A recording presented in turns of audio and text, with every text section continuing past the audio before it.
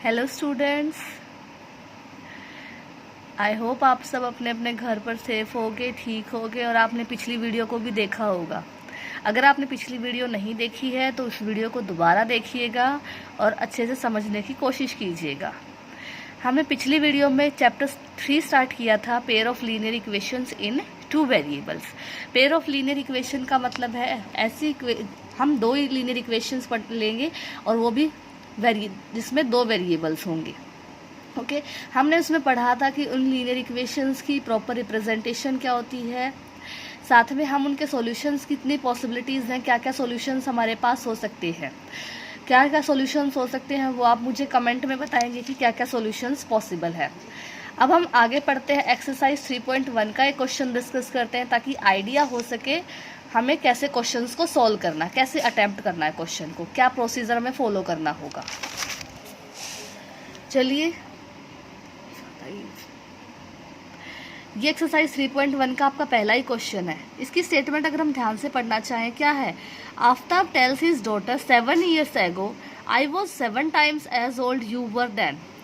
Also 3 years from now, I shall be 3 times as old as you will be. Represent this situation algebraically and graphically. इसमें एक father और daughter के बारे में बात की गई है। फादर्स नेम क्या है? आफ्ताब है, और उसकी डॉटर, जो आफ्ताब है वो अपनी डॉटर को क्या कहता है कि 7 साल पहले, 7 years ago, एगो का मतलब पहले, 7 साल पहले I was 7 times as old as you, कि 7 साल पहले मैं तुम्हारी उम्र का 7 गुना उम्र थी मेरी। Also 3 years from now I shall be 3 times as old as you will be। जगह और 3 साल बाद, फ्रॉम नाउ मतलब अभी जो प्रेजेंट में जो वर्तमान आयु है उसके 3 साल बाद जो उम्र होगी उसकी, वो उसके 3 गुना होगी। हमें इस सिचुएशन को एल्जेब्रिकली मतलब इक्वेशन की फॉर्म में दिखाना है और इसका ग्राफिकली सॉल्यूशन भी निकालना है। ओके, तो क्वेश्चन समझ में आ गया। चलिए अब इसका सॉल्यूशन शुरू करते हैं। सबसे पहले तो हमने आफ्ताब की और उसकी डॉटर की एज मान ली। हमने वेरिएबल मान लिए कि let present age of Aftab x, his daughter's age is y, कि जो आफ्ताब की वर्तमान आयु है वो तो हमने मान ली x, और जो उसकी बेटी की वर्तमान आयु है वो हमने मान ली y। पहली जो कंडीशन थी वो क्या थी? 7 years ago, मतलब 7 साल पहले। अब आप लोग मुझे बताइए कि मान लो अभी आपकी उम्र 14 साल है, तो 7 साल पहले आपकी उम्र क्या रही होगी? 14 - 7, 7। तो उसी तरीके से अगर हमें आफ्ताब की उम्र 7 साल पहले लेनी है तो हमें ये जो x है उसकी वर्तमान आयु है उसमें से 7 साल क्या करने पड़ेंगे? घटाने पड़ेंगे। तो 7 years ago Aftab's age is equals to x - 7। इसी तरीके से उसकी डॉटर्स की जो एज होगी वो भी क्या होगी? y - 7। क्वेश्चन में कंडीशन क्या दी गई थी कि I was 7 times, मतलब वो उसकी उम्र का क्या था? 7 गुना। तो फादर की एज क्या है? x - 7, डॉटर की एज क्या है? y - 7। अगर हमें दोनों को बराबर रखना है तो हम अगर डॉटर की एज को 7 से गुना कर दें, 7 से मल्टीप्लाई कर दें, तो दोनों की एज बराबर हो जाएगी, क्योंकि फादर की एज 7 गुना थी। अगर हम डॉटर की एज को 7 से मल्टीप्लाई कर दें तो फादर की और डॉटर की एज क्या हो जाएगी? बराबर। तो हमने x - 7 is equals to 7 × y - 7। इसको सॉल्व किया, x - 7 ये ब्रैकेट के अंदर जैसे ही मल्टीप्लाई होगा 7y - 49। हमने वेरिएबल्स एक तरफ इकट्ठे कर लिए और जो कांस्टेंट वैल्यू है उसको एक तरफ ले आए। तो इक्वेशन क्या बन गई? पहली x - 7y इक्वल्स टू -42।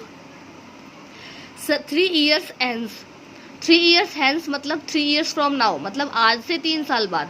मान लो अभी आपकी उम्र 15 साल है तो 3 साल बाद कितनी हो जाएगी? 18 साल। तो इसी तरीके से अगर आफ्ताब की एज अभी x है तो 3 साल बाद क्या हो जाएगी? x + 3। डॉटर की एज अभी y है तो क्या हो जाएगी? y + 3। तो क्वेश्चन में कंडीशन क्या थी? I shall be 3 times as old as you, कि वो उससे क्या हो जाएगा? 3 गुना। अब देखो, अगर हम आफ्ताब की एज x + 3 होगी, हम अगर डॉटर की एज को फिर से वही 3 से मल्टीप्लाई कर दे तो दोनों की एज बराबर। हमने सोल्व किया, x + 3 इज टू 3y + 9। ये इक्वेशन बन गई, x - 3y is to 6।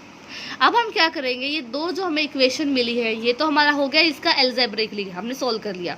Algebraically हमने 2 इक्वेशन बतानी थी वो हमने बना ली। अब हमें इसका ग्राफिकल सॉल्यूशन निकालना है। तो ग्राफिकल सॉल्यूशन निकालने के लिए पहले हमें इन दोनों इक्वेशंस के अलग अलग सॉल्यूशंस निकालने पड़ेंगे और फिर उसको ग्राफ में प्लॉट करना पड़ेगा। पहले इस इक्वेशन की बात करते हैं, x - 7y इक्वल्स टू -42। अगर हम x की वैल्यू को 0 पुट कर दें तो y की वैल्यू 6।